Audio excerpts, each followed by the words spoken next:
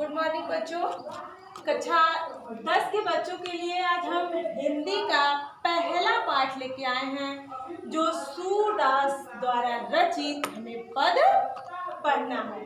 कल आपने सूरदास जी की जीवनी पढ़ ली थी, यानी सूरदास जी का जीवन परिचय पढ़ लिया था, और आज हमें पढ़ना है उनके द्वारा रचित पदों को। देख लेते हैं हम। सूरदास जी का जन्म हुआ था 1478 ईस्वी को और मृत्यु हुई थी 1583 ईस्वी को। ठीक, कल हमने जीवन परिचय में उनके मृत्यु को छोड़ दिया था, तो आज हम उसको पहले बता दे रहे हैं कि सूरदास जी का जन्म हुआ था 1478 ईस्वी में और इनकी मृत्यु हुई थी 1583 ईस्वी में। अब हम आइए देखते हैं उनके द्वारा रचित पदों को। चरण कमल बंदाओ हरिराई, जाकी कृपा पंगु गिरिलंग है, अंधे को सब कुछ दर्शाई, बहिरा सुने गूंग पुनि बोले, रंग चले सिर छत्र धराई। सूरदास स्वामी करुणा में बार बार बंदौ तिहि पाई। देखिए, सूरदास जी कहते हैं कि मैं कमल रूपी चरणों की हरि, यानी मैं ईश्वर के या श्री रामचंद्र जी के, मैं हरि यानी ईश्वर के कमल रूपी चरणों की बार बार वंदना करता हूँ। यहाँ हरि से तात्पर्य है श्री रामचंद्र जी। देखिए, तो सूरदास जी कहते हैं कि मैं ईश्वर के कमल रूपी चरणों की बार बार वंदना करता हूँ। जाकी कृपा पंगु गिरिलंग है, यानी जिसकी कृपा से, पंगु माने होता है लंगड़ा और गिरी माने होता है पर्वत और लंघय माने होता है लांघना, यानी जिसकी कृपा से लंगड़ा व्यक्ति भी पर्वत को लांघ सकता है, अंधे को सब कुछ दर्शाई, यानी और अंधा व्यक्ति सब कुछ देख सकता है, बहिरा सुने, यानी बहरा व्यक्ति सुन सकता है, गूंग पुनि बोले, यानी गूंगा व्यक्ति पुनः बोल सकता है, रंग चले सिर छत्र धराई, रंग माने होता है निर्धन व्यक्ति, यानी निर्धन व्यक्ति राजा बन सकता है, यानी उसके सिर पर छत्र वह धारण कर सकता है, अर्थात वह राजा बन सकता है। सूरदास स्वामी करुणा में, यानी सूरदास कवि कहते हैं कि मैं ऐसे करुणामयी स्वामी की बार बार वंदौ तिहि पाई, यानी बार बार वंदना करता हूँ। देखिए फिर से, देखिए, सूरदास कवि कहते हैं कि मैं ईश्वर के या हरि के कमल रूपी चरणों की वंदना बार बार करता हूँ, जिसकी कृपा से लंगड़ा व्यक्ति पर्वत को लांघ सकता है और अंधा व्यक्ति सब कुछ देख सकता है, और बहरा व्यक्ति सुन सकता है और गूंगा व्यक्ति बोल सकता है, और एक निर्धन व्यक्ति राजा बन सकता है। सूरदास कवि कहते हैं कि मैं ऐसे करुणामयी स्वामी यानी ईश्वर की बार बार वंदना करता हूँ। अब आइए हम अगला पद देखते हैं। ये पद यानी दूसरा जो पद हमने लिखा है ये बहुत ही इम्पोर्टेंट है। ये अक्सर यानी हर बार लगभग परीक्षाओं में आपके पूछता है। देखिए, अविगत गति कछु कहत न आवे, जो गूंगे मीठे फल को रस अंतर्गत ही भावे, परम स्वाद सब ही सुनिरंतर अमित तोष उपजावे, मन वाणी को अगम अगोचर सो जाने सो पावे, रूप रेख गुण जाति जुगति बिनु निरालंबकित धावे, सब विधि अगम विचार हितात सूर पद गावे। यानी आपने इसके पहले कबीरदास जी का पढ़ा होगा, तो उसमें आपने देखा होगा कि जो कबीर के ईश्वर हैं वह एक निर्गुण यानी एक निराकार ब्रह्म है, जिनका कि कोई रंग रूप नहीं है। परंतु सूरदास जी ने जिन ईश्वर की आराधना की है, यह सगुण रूप में उनके ईश्वर हैं। इसलिए इन्होंने इस पद में यानी दूसरे पद में उस निर्गुण यानी निराकार ब्रह्म की उपेक्षा की है। देखिए, अविगत गति का जो कहत न आवे, यानी उस निराकार ब्रह्म की गति यानी दशा के बारे में कुछ भी नहीं कहा जा सकता। अविगत माने होता है निराकार यानी जिसका कोई आकार न हो। देखिए, अविगत गति माने होता है दशा। कछु कहते न आवे, यानी देखिए सूरदास जी कहते हैं कि उस निराकार ब्रह्म की दशा के बारे में कुछ भी नहीं कहा जा सकता। जो गूंगे मीठे फल को रस अंतर्गत ही भावे, यानी जिस प्रकार कोई गूंगा व्यक्ति किसी मीठे फल को खाकर उसके रस का आनंद अपने अंदर ही महसूस कर सकता है। यानी जिस प्रकार कोई गूंगा व्यक्ति है, वह कोई मीठे फल को खा लेगा तो वह क्या करेगा, दूसरों से उसके विषय में नहीं बता सकता, वह केवल उसको अपने अंदर ही महसूस कर सकता है। परम स्वाद सब ही सुनिरंतर अमित तोष उपजावे, यानी वह उसके परम स्वाद को निरंतर केवल अपने अमित मतलब होता है अत्यधिक, यानी उसके स्वाद को अपने मन में ही आनंद लेकर संतोष करता है। मन वाणी का अगम अगोचर सो जाने सो पावे। अगम माने होता है जहाँ जाना कठिन हो, और अगोचर माने होता है जो इंद्रियों से परे हो। देखिए, मन वाणी का अगम अगोचर सो जाने सो पावे, यानी उस ईश्वर को यानी उस निराकार ब्रह्म को मन और वाणी के द्वारा नहीं प्राप्त किया जा सकता, यानी जो उसे जानेगा वही उसे पा सकता है। रूप रेख गुण जाति जुगति बिनु निरालंबित धावे, यानी उस निराकार ब्रह्म का न कोई रूप है, न कोई उसका आकार है, न ही उसका कोई गुण है, न जाति है, यानी उस निराकार ब्रह्म के बारे में यानी उसके बारे में कोई निरालंब यानी उसका कोई आकार प्रकार जाति वेशभूषा नहीं है, तो उसके पीछे कहाँ तक धावे माने होता है दौड़ना, यानी कहाँ तक दौड़ा जा सकता है। कि सब विधि अगम विचार ही ताता, यानी सूरदास जी कहते हैं कि मैंने सब विधि से विचार करके सगुण पद गावे, यानी श्री रामचंद्र जी के सगुण रूप की मैं भक्ति करता हूँ। देखिए इस पद को फिर से, अविगत गति कछु कहते न आवे, यानी सूरदास जी कहते हैं कि उस निराकार ब्रह्म की दशा के बारे में कुछ भी नहीं कहा जा सकता। जो गूंगे मीठे फल को रस अंतर्गत ही भावे, यानी जिस प्रकार कोई गूंगा व्यक्ति किसी मीठे फल को खाकर उसके आनंद को केवल अपने मन में ही महसूस कर सकता है, उसी प्रकार निराकार ब्रह्म को भी केवल अपने मन में ही महसूस किया जा सकता है।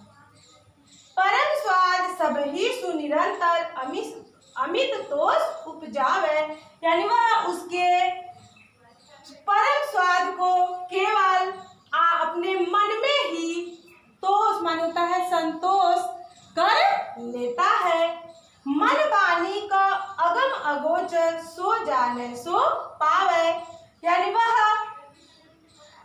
निराकार ब्रह्म को मन और वाणी में केवल महसूस किया जा सकता है और जो उसे जानता है वही उसे पा सकता है।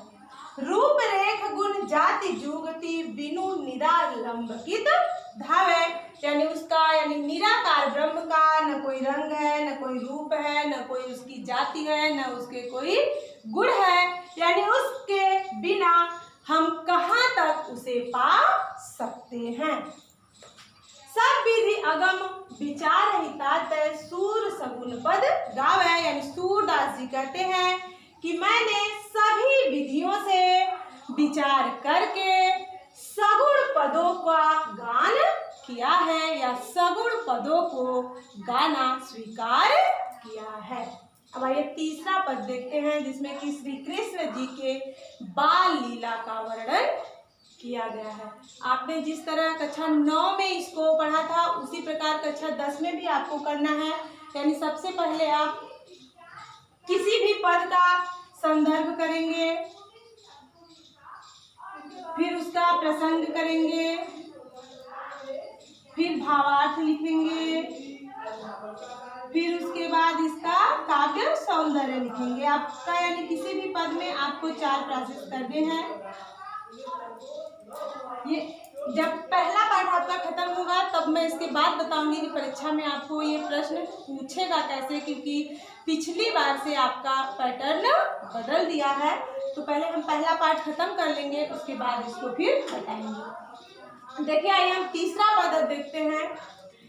किलकत कान्ह घुटुर वनि आवत मनि में कनक नंद कै आंगन बिंब पकड़िबै धावत कबहु नीरखी हरि आप छाह को करसो पकड़न चाहत किल की हसत राजत द्वय दतिया पुनि पुनि तिहि अवगाहत कनक भूमि पर कर पग छाया यह उपमा की राजती कर करी प्रतिपद प्रतिमणि वसुधा कमल बैठ की साजती बाल दशा सुख निरखी जसोदा पुनि पुनि नंद बुलावती अजरा तरल ढाकी सूर के प्रभु को दूध पियावती। देखिए किलकत कान्ह घुटुर वनि आवत, यानी सूरदास कवि कहते हैं कि किलकारी मारते हुए श्री कृष्ण जी यानी छोटे श्री कृष्ण जी अपने घुटनों के बल आवत यानी आ रहे हैं। देखिए किलकारी मारते हुए श्री कृष्ण जी घुटनों के बल आ रहे हैं, यानी जैसे कोई छोटा बच्चा आप देखे होंगे जो 8-9 महीने का होता है, वह अपने दोनों हाथ और दोनों पैर के बल यानी चलता है। उसी प्रकार श्री कृष्ण जी भी छोटे से हैं और अपने दोनों हाथ और दोनों पैरों के बल यानी घुटने के बल अपने चल रहे हैं।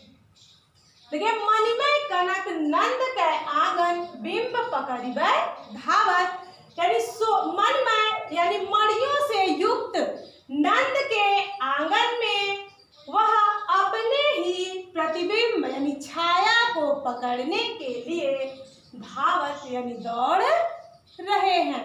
यानी जो नंद बाबा का आंगन है वह मड़ियों से बना हुआ है और उस मड़ियों से युक्त आंगन में उनकी प्रतिबिंब यानी परछाई दिख रही है और वह अपने ही परछाई को पकड़ने के लिए दौड़ रहे हैं।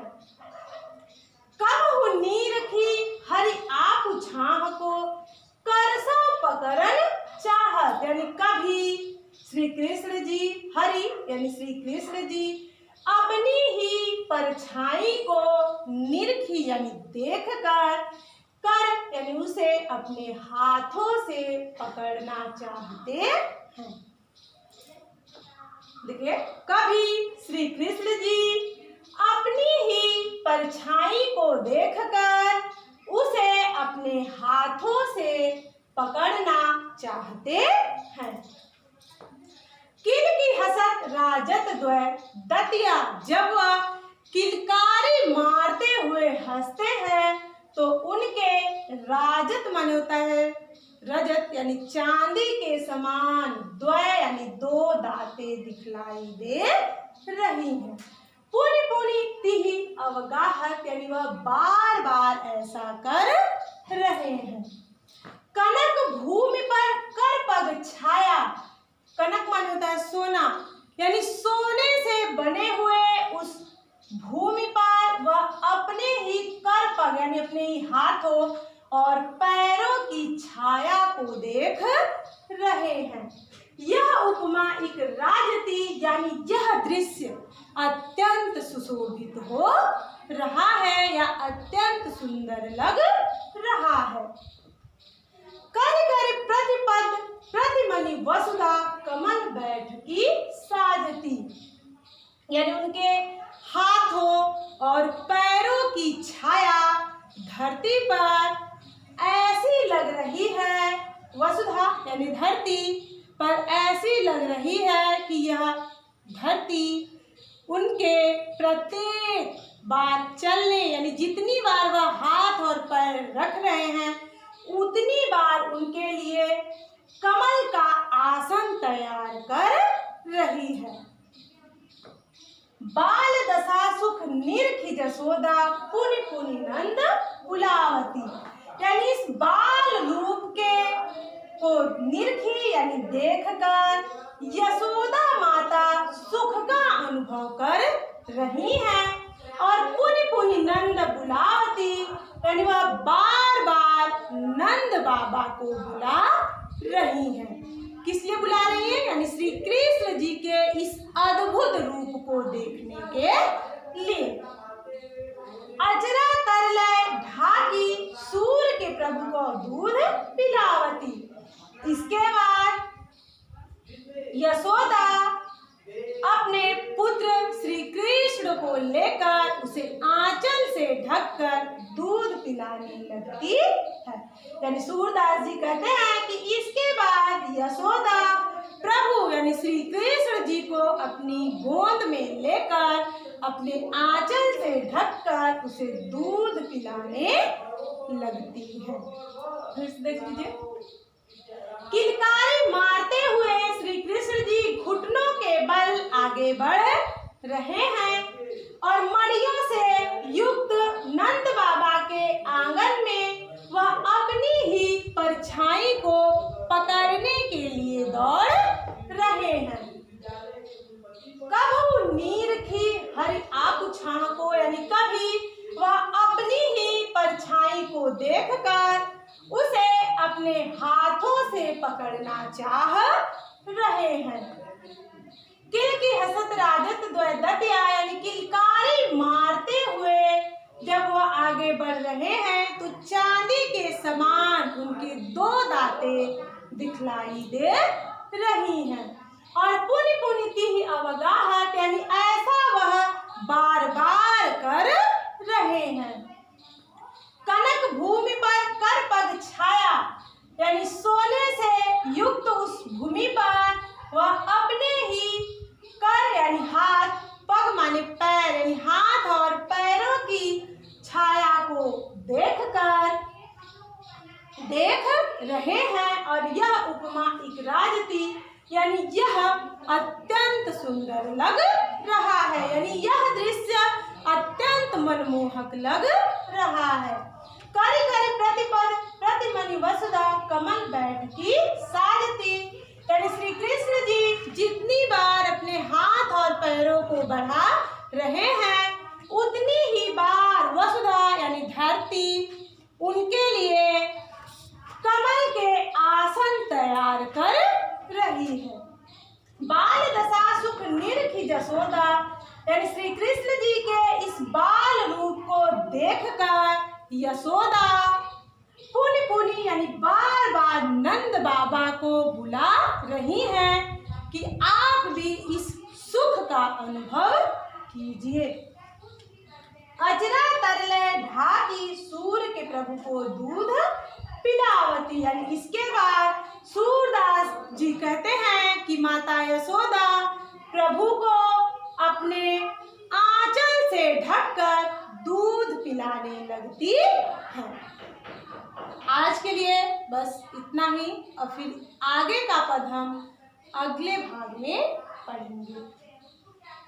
ये था आपका भाग 2। भाग 1 में आपने इनका जीवन परिचय पढ़ा था, भाग 2 में इनके कुछ पद पढ़े हैं, और भाग 3 में फिर इसके आगे का पद हम पढ़ेंगे।